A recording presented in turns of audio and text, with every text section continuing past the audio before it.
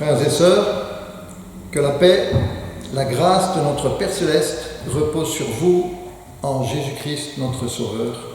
Amen. Et je propose de commencer par une prière à notre Dieu. Seigneur, nous espérons à ta paix et nous venons vers toi avec toute notre faiblesse. Et tu ne repousses pas, non. Tu es venu vers nous, Seigneur, pour guérir toutes nos blessures. Nous ne voulons pas regarder en arrière et être abattus par les événements, aussi fâcheux soient-ils. Tu es présent, Seigneur, oui, tu es présent chaque jour avec nous. Merci, Seigneur, parce que tu réponds à nos prières. Ta paix nous élève au-dessus de nos épreuves. Tu es notre seul soutien. Tu tends ta main compatissante vers nous pour nous instruire, pour nous relever. Dans ce monde impie, tu es notre consolation, Seigneur, notre seul espoir, notre guide, et nous attendons ta venue. Amen.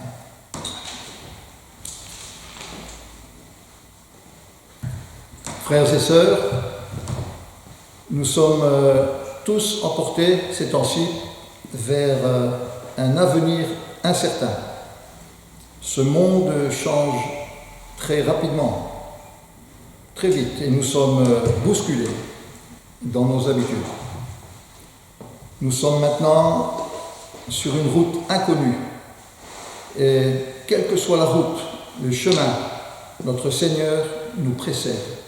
Il est là, avec nous, et il nous renouvelle constamment à son image, et ce sera jusqu'au bout, parce que notre Seigneur est fidèle. Nous sommes dans la période des fêtes de Noël, et Noël signifie des choses bien différentes. Pour certains, c'est les vacances pour les enfants, c'est la fête des enfants. Pour d'autres, fête pour les familles. Ce sont des vacances d'hiver, une coupure du rythme scolaire ou du travail. Certains, durant ces fêtes, s'enivrent ou prennent de la drogue pour célébrer les fêtes. Il y en a qui pensent que c'est une bonne saison pour gagner un peu plus d'argent que d'habitude.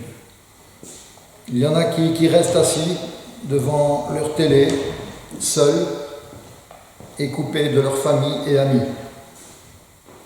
Matérialisme, plaisir frelaté, alcool, drogue et solitude, c'est ce que beaucoup de gens expérimentent. Ils sont tellement occupés avec d'autres choses qu'ils n'ont pas de temps pour l'Église, pas de temps pour penser à notre Seigneur Jésus-Christ. Même si Noël est supposé être le jour où nous célébrons sa naissance. Notre monde va très mal. Le philosophe bien connu Jean-Paul Sartre a dit il y a un peu plus de 40 ans qu'il arrivera un temps où il n'y aura plus aucune porte de sortie pour la peur, pour le stress, aucune porte de sortie pour les nombreux problèmes auxquels la race humaine doit faire face aujourd'hui. Mais j'ai des bonnes nouvelles pour vous. L'ange du Seigneur est apparu en disant « Tu appelleras son nom Jésus, car il sauvera son peuple de ses péchés. » C'est dans Matthieu chapitre 1, verset 21. Notre Seigneur et Sauveur Jésus est né pour mourir, cloué sur une croix sanglante. Il a dit dans Jean chapitre 12, verset 27, « Mais c'est pour cela que je suis venu à cette heure. » Oui, notre Seigneur est venu dans ce monde comme un petit enfant pour prendre sur lui plus tard notre condamnation. Oui, c'était le seul moyen afin que justice soit faite. Après sa mort sur la croix, on déposa son corps mort dans une tombe vide, scellée par une énorme pierre. Mais le troisième jour, Jésus se leva physiquement d'entre les morts. Voilà l'évangile, c'est ça la bonne nouvelle. Voilà la vraie signification de Noël. Ne nous faisons pas d'illusions. Ce monde impie, dirigé pour un temps, par Satan, ne nous donnera pas la paix. Et en disant ça, je pense aux chrétiens d'Orient et d'Extrême-Orient qui n'ont plus d'église, plus de toit, et pour certains, plus de nourriture.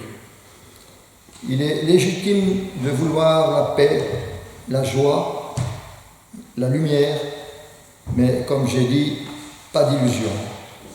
La paix, la vraie paix, se trouve dans la personne de notre Sauveur et Seigneur. Et il nous donne sa paix.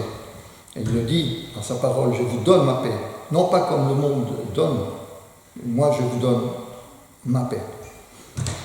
Notre vie continuera à être traversée par des épreuves, des déboires, des soucis, des ratés, des échecs, des souffrances. Mais nous affirmons que notre Seigneur et Sauveur sera toujours là. Il sera présent en tout. Ayons toujours à l'esprit que nous sommes étrangers et voyageurs sur la terre. Si on oublie ça, on s'arrête. Et si on s'arrête, on s'installe dans ce monde et c'est dangereux, car notre nature nous pousse dans le même sens que la société avec ses fausses lumières humanistes et ses séductions diverses. Frères et sœurs, en cette période de Noël, nous devons nous rappeler que nous sommes citoyens du royaume des cieux. Ça veut dire qu'on est en marche, avec en vue la place que notre Seigneur nous a réservée. Que le Seigneur vous bénisse. Amen.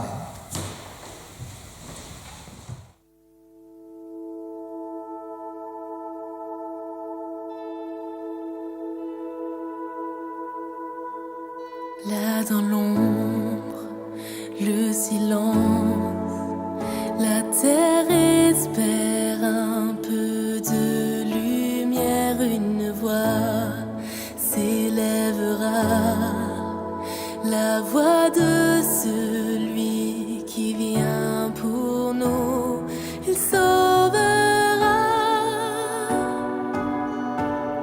l'humanité. Il vaincra notre péché. Voici Noël, l'Emmanuel est venu pour l'humanité. Voici Noël, il descend du ciel, nous chantons pour l'éternité. Alléluia. La lumière a percé les ténèbres de notre pensée et son cœur a porté nos fardeaux et nos fragilités et sa vie a gagné sur nos pas à tout jamais. Voici Noël, l'Emmanuel est venu pour l'humanité. Voici Noël, il descend du ciel, nous chantons pour l'éternité. Alléluia.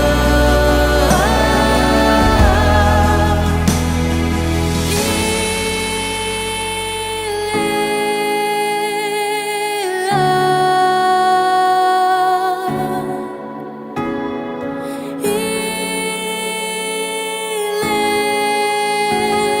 est roi. Nous chantons, il est là.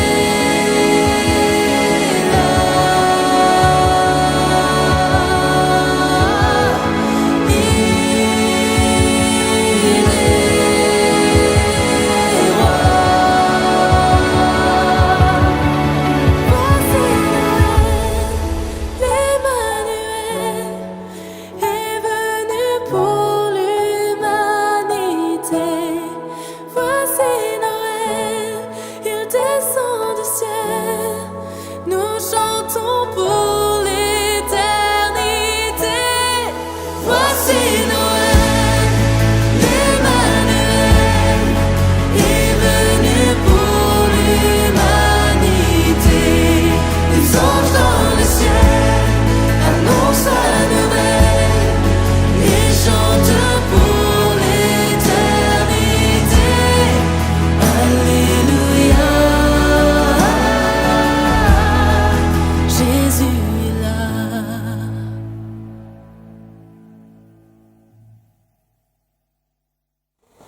Chers frères et sœurs, permettez-moi de vous souhaiter un joyeux Noël. Un Noël béni. Aujourd'hui, nous nous souvenons, nous nous rappelons et nous vivons la naissance du Fils de Dieu, de notre Seigneur Jésus-Christ, venu sous les traits d'un enfant, né humblement dans une mangeoire, avec comme seul cours des bergers, et puis quelque temps plus tard, quelques mages, venus ainsi reconnaître la naissance du Fils de Dieu, le Sauveur du monde, apportant sa grâce, sa paix et son salut. Que la grâce de Dieu ainsi soit sur nous et nous aide à marcher dans ses voies, non pas en ce jour particulier, mais pour tous les jours que Dieu nous donnera de vivre par sa grâce. Recevons son pardon, ça c'est une certitude, et sa bénédiction dans la paix, dans la joie et dans l'amour. Que le Saint-Esprit ainsi nous guide, nous fortifie dans ces temps si difficiles dans lesquels nous sommes et nous vivons.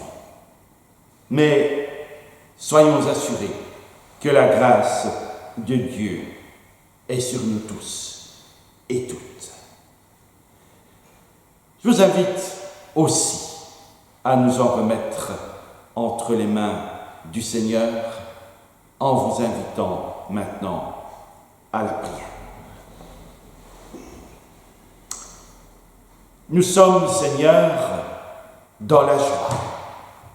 Non pas dans notre propre joie, mais dans ta joie. Parce que, comme nous le disions déjà, nos yeux t'ont vu. Nos yeux ont vu resplendir ta gloire en la venue de ton Fils, Jésus. Ce Seigneur qui a parcouru notre terre, qui a accompli des miracles,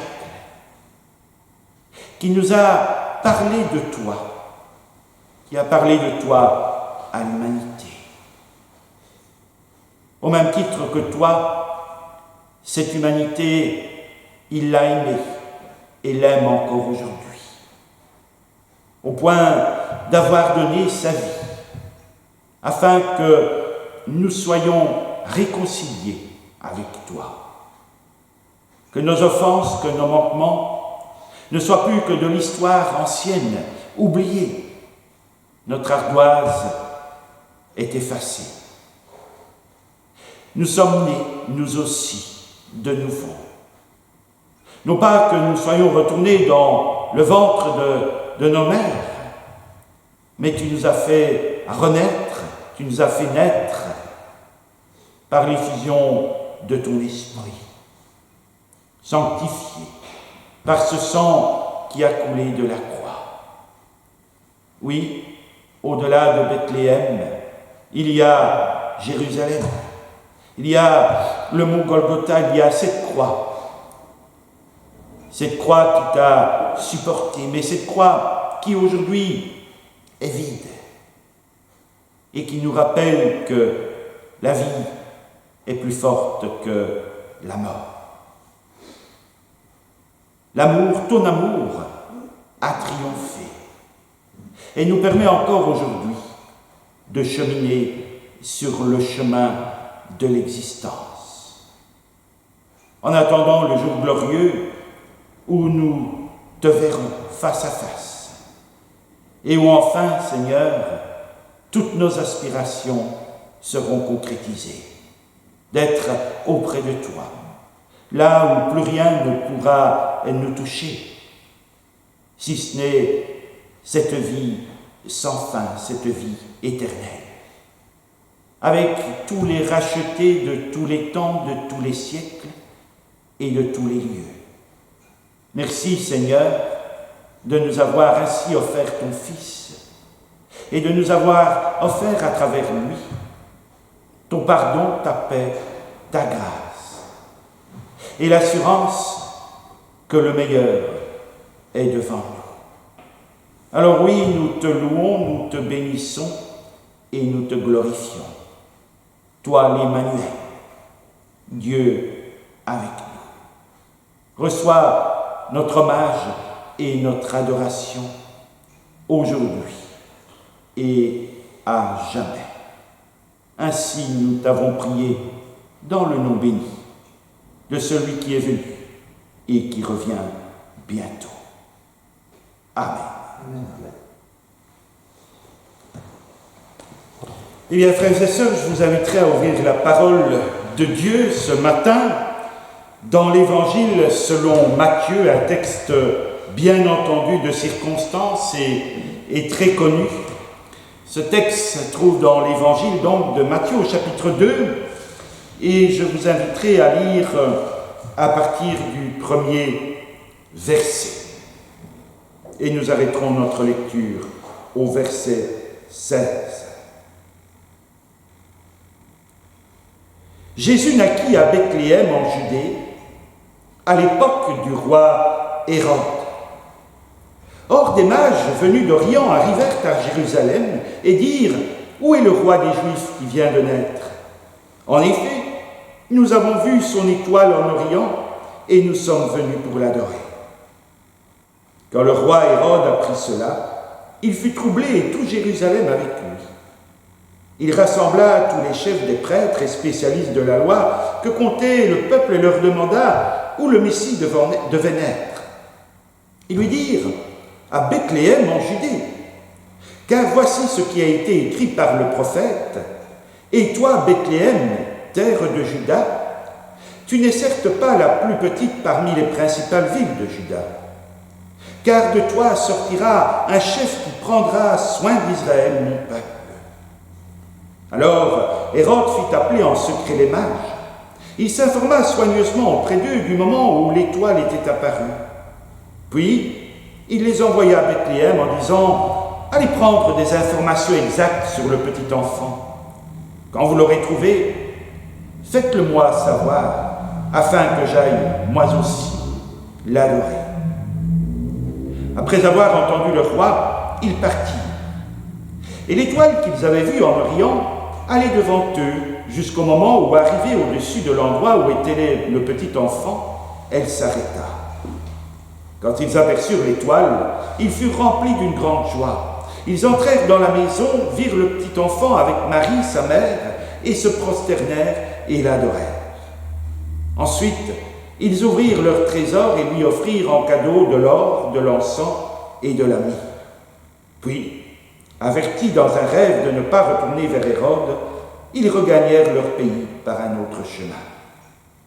Lorsqu'ils furent partis, un ange du Seigneur apparut dans un rêve à Joseph et dit « Lève-toi, prends le petit enfant et sa mère, fuis en Égypte et reste-y jusqu'à ce que je te parle. Car Hérode va rechercher le petit enfant pour le faire mourir. » Joseph se leva, prit de nuit le petit enfant et sa mère, et se retira en Égypte.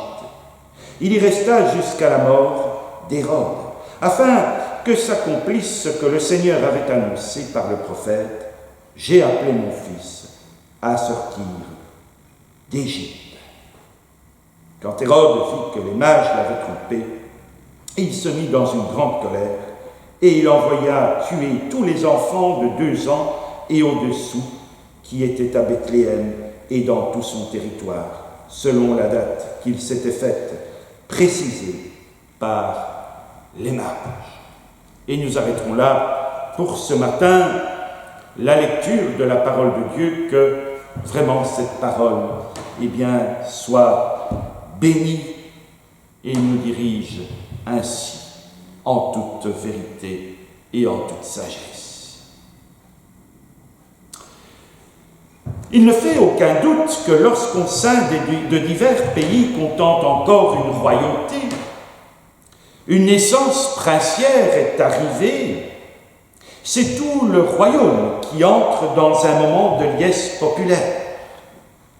Et cette liesse dépasse même les frontières géographiques pour s'étendre au sein de l'humanité via, bien sûr, les moyens actuels, les différents médias, eux aussi si populaires tels que la presse, la télévision ou encore les réseaux sociaux.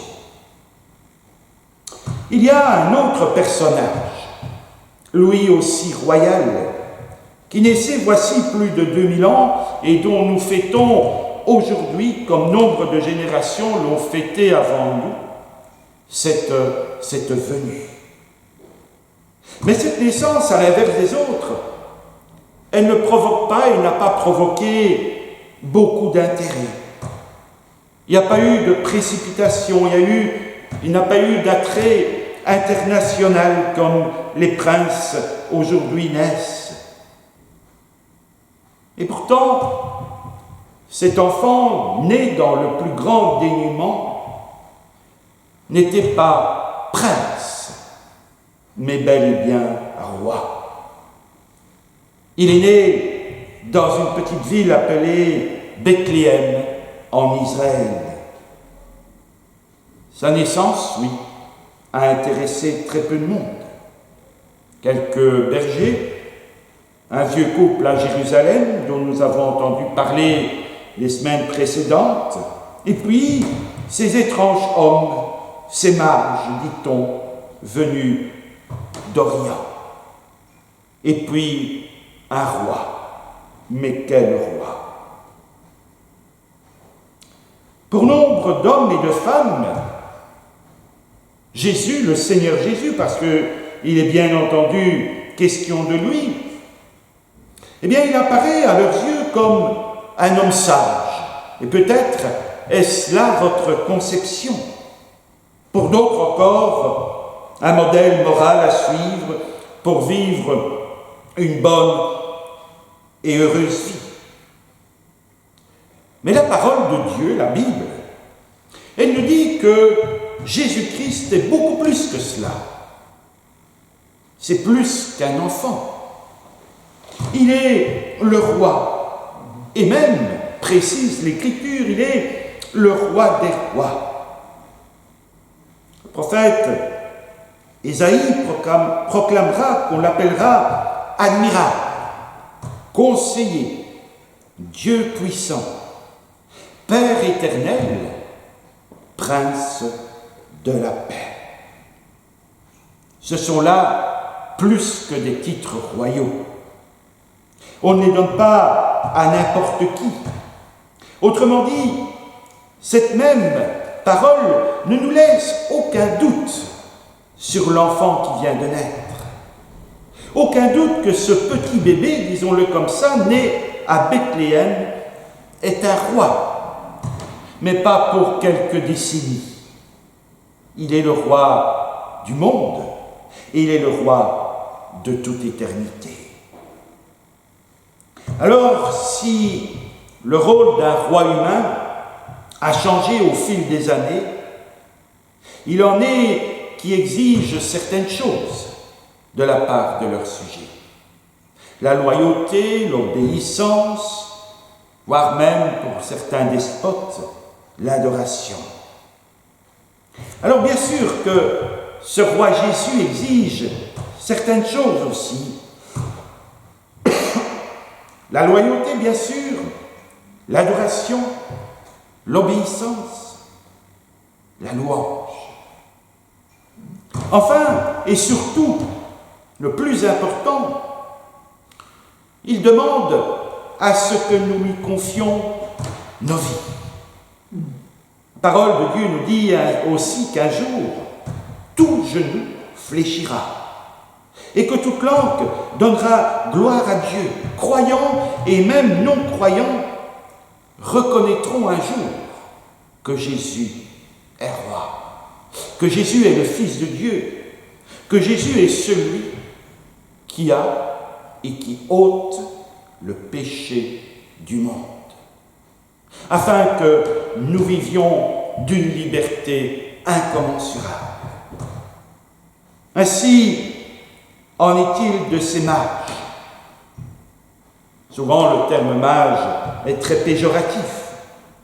Ces hommes tout simples aussi, ces hommes d'Orient sont venus non pas pour exercer leur science, mais pour trouver, non pas pour curiosité, mais pour trouver le nouveau roi des Juifs afin de l'adorer.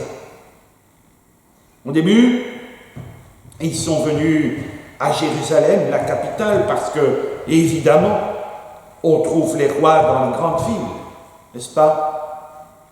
Ils sont venus à Jérusalem, excusez-moi, et ils ont posé leur question.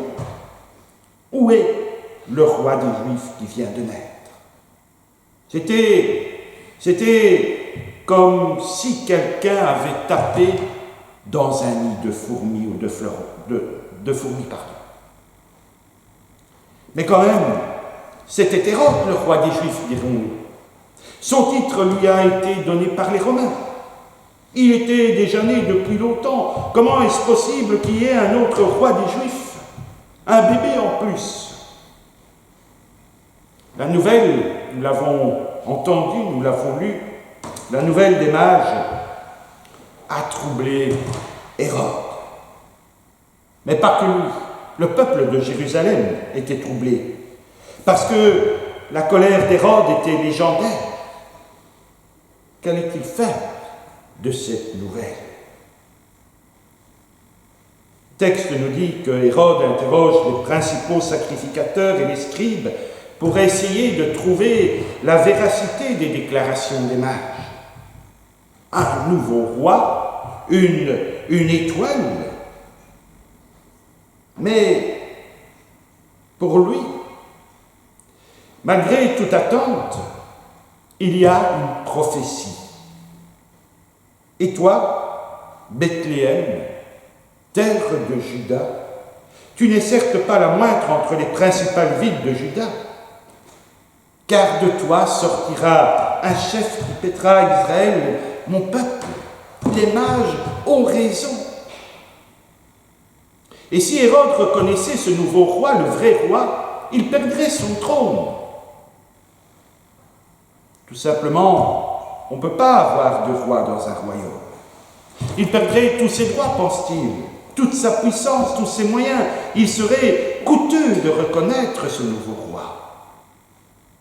Voilà ce qui a fait agir, ce qui a fait se détourner Hérode de la vérité, de la vie qui venait de naître.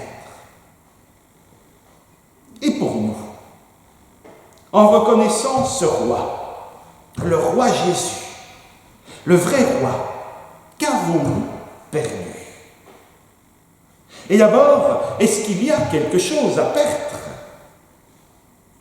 Oui, il y a une chose à perdre. Je perds, nous perdons cette assurance que je suis, que nous sommes notre propre roi. Mais ce roi ne va pas me contrôler comme si j'étais une marionnette. Il veut prendre le trône de ma vie.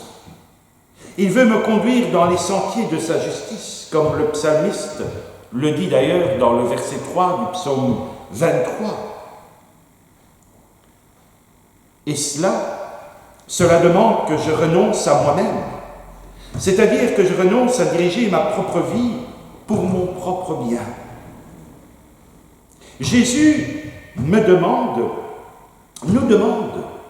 de nous retirer du trône de notre vie pour l'installer comme roi.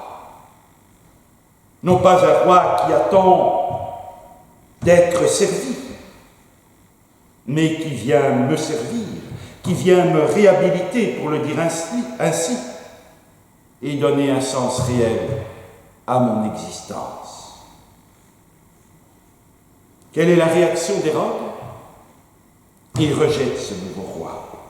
Il refuse de perdre sa couronne, son trône, sa puissance, et son refus entraîne des actions extrêmes de sa part. Il a menti aux mages. Il a eu une grande colère après la disparition des mages qui ont reçu un avertissement dans un rêve. Il a tué des enfants qui avaient moins de 2 ans pour essayer de trouver et de tuer Jésus parmi eux. Si quelqu'un rejetait Jésus, il pourrait vivre une vie qui semble très bonne, pensait-il. Et c'est ce que beaucoup de gens, de personnes de nos contemporains pensent aujourd'hui. Mais donc, enfin, c'est Noël. Où est la paix, la belle crèche, les brebis, les bergers? Souvent, nous tenons une image douce de Noël, mais si on imagine pour un instant que nous sommes dans un film, à la fin de ce film, les lumières se baissent, les images vacillent sur le grand écran, l'image est mise au point, c'est la crèche. Tout est calme. Joseph est là, Marie aussi, avec l'enfant dans ses bras. Les brebis sont là, ils sont mignons, notre scène est parfaite, et la caméra commence à reculer, l'image change. Les soldats romains, un roi tyrannique, une ville et un pays qui vivent sous la tension de l'occupation par une nation étrangère, un monde en désordre qui ressemble tellement à ce monde en désordre d'aujourd'hui. Il n'est pas calme, il n'est pas tranquille, il est hostile ce monde-là. Et ça brise nos perceptions. Mais voilà, Jésus n'est pas né dans du coton, si vous permettez l'expression. Jésus est né dans un monde hostile. C'est un monde où chacun vit pour soi-même, c'est un monde où l'homme est un loup pour l'homme, et où la loi du plus fort est souvent la meilleure pour beaucoup. Mais quand même, et heureusement, aujourd'hui encore, il y en a qui cherchent Dieu, tout comme dans les générations qui nous ont précédés. Et comme nous le relate le texte de ce matin, il s'agit de mages d'Orient. Et avec eux, nous allons trouver la deuxième réaction au roi Jésus. Hérode le rejette, le méprise. Eux vont l'adorer. Nous ne savons pas grand-chose concernant ces mages, sans doute des astronomes, des astrologues, de pays orientaux, de Perse, d'Iran aujourd'hui, ou de plus loin encore. On dit souvent qu'ils étaient rois. On les appelle communément les rois mages. Peut-être l'étaient-ils. Mais il est au moins certain qu'ils étaient des hommes d'influence dans leur pays. Les cadeaux qu'ils ont apportés suggèrent aussi qu'ils étaient des riches. Dieu leur a donné un signe, une étoile dans les cieux. Ils se sont rendus compte que c'était un signe et ils l'ont suivi jusqu'à Jérusalem. Dès le départ, ils étaient décidés d'y aller pour louer ce nouveau roi. Sommes-nous décidés aussi à louer et entrer en communion avec ce roi qui règne et qui régnera à jamais? Ils expriment ce fait au roi Hérode. Où est le roi des Juifs qui vient de naître? Nous sommes venus pour l'adorer. Ce n'était pas, comme je le disais tout à l'heure, juste un voyage pour aller voir un bébé royal, mais pour changer d'orientation, pour changer de vie, pour faire communion avec ce Dieu qui les avait conduits sur ce chemin qui mène au salut, à la grâce et à la miséricorde. Ils n'ont pas adoré le roi Hérode qui était le roi à ce moment-là. Leur adoration était prévue et réservée pour quelqu'un de bien plus important. Ce nouveau roi, même si il peut s'imaginer qu'ils n'ont pas tout compris parce que nous n'avons pas non plus au début de notre vie de foi tout compris. C'est une longue histoire, c'est un long chemin. Parfois, les gens entendent parler de Jésus. Un morceau ici, quelque chose là, et il commence à s'intéresser. Il commence à être intrigué, comme disent-ils, par ce personnage. Qui est-il? Qui est ce Jésus? Peut-être parle-t-il avec d'autres, comme les mages ont parlé avec Hérode. Mais grâce à ces conversations, ils en comprennent plus et ils cherchent encore plus. Enfin, ils ont assez d'infos pour dire « moi aussi, je veux l'adorer ». Pour les mages, il y avait une étoile qui à nouveau apparut pour les guider. Et Matthieu nous dit qu'ils furent saisis d'une grande joie. Ils sont entrés dans la maison où habitait Jésus. Ils se prosternent, ils l'adorent. Deux mots qui parlent d'une mission accomplie, d'une attente satisfaite, d'une joie consommée, un roi reconnu, une vie rendue. Et ils ont donné des cadeaux à Jésus. Ils ont donné de l'or, de l'encens et de la myrrhe. Peut-être que ces cadeaux avaient des significations, peut-être pas, peu importe finalement. Ce sont les cadeaux dignes d'un roi. Simplement, avec leurs cadeaux, les mages ont affirmé « Vous êtes le roi ».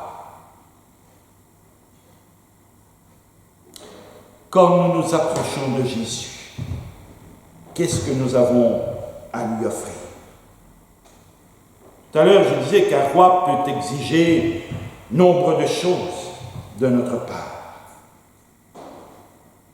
Eh bien, le roi Jésus, le Fils de Dieu, il exige, il est en attente, il souhaite nos vies, que nous l'invitions dans notre vie. Quand on reconnaît Jésus comme le roi qu'il est, on peut choisir, ou pas, de lui rendre le trône de notre existence. Lui donner la première place. C'est un choix. Un choix personnel, personne ne peut le faire à notre place. Mais en toute assurance, quoi que nous ayons fait, dit, il nous est possible, en toute humilité, en toute reconnaissance, de nous prosterner devant lui et de l'inviter une fois encore à venir en maître, en notre être. Ces exigences ne sont pas si lourdes, mais permettent notre épanouissement, de vivre une vie telle que Dieu nous l'a donnée. Un peu plus loin, Matthieu reprendra cette parole de Jésus. Non plus ce petit enfant, mais ce Sauveur. Prenez mon joug sur vous et recevez mes instructions, car je suis, et c'est ça le plus important, doux et humble de cœur. Et encore plus important, ce que nous cherchons tant, il nous le donne. Vous trouverez le repos pour vos âmes. L'âme débarrassée de nos iniquités, de nos manquements, afin de vivre, non pas dans le désespoir, mais dans l'espérance. Car comme je le disais tout à l'heure aussi, le meilleur est devant. Mon joug est doux et mon fardeau léger. C'est ce qu'il nous dit en ce jour. Venez à moi, vous qui êtes peut-être fatigués, chargés, et je vous délivrerai et je vous donnerai du repos. Béni soit Dieu, qui a envoyé son Fils, afin que quiconque croit en lui ne périsse point, mais ait la vie éternelle. Amen.